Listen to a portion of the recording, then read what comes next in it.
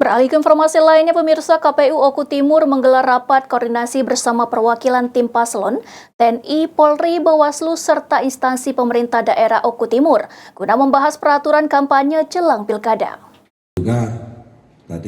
Bertempat di Gedung Bina Praja Pemkab Oku Timur, Komisi Pemilihan Umum Kabupaten Oku Timur menggelar rapat koordinasi bersama perwakilan tim pemenangan paslon, TNI, Polri, Bawaslu, serta instansi pemerintah Kabupaten Oku Timur terkait kampanye, dana kampanye, penetapan lokasi kampanye, dan jadwal pelaksanaan kampanye pada Pilkada serentak tahun 2024 di Bumi Sebiduk Sehaluan.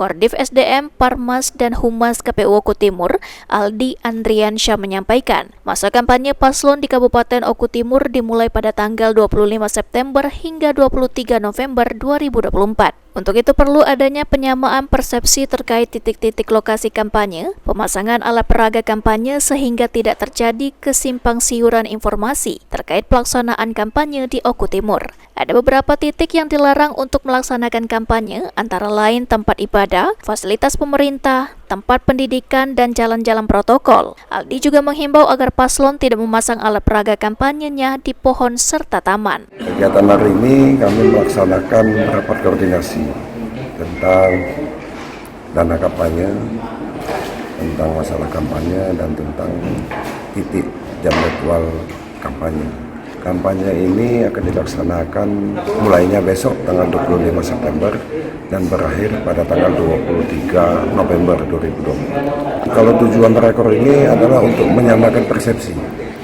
terhadap titik-titik lokasi kampanye, pemasangan alat peraga, kita menyamakan persepsi dan titik, menghindari adanya kesimpang siuran informasi tentang masalah titik-titik kampanye ini. Elvantri Jafriyadi, PAL TV.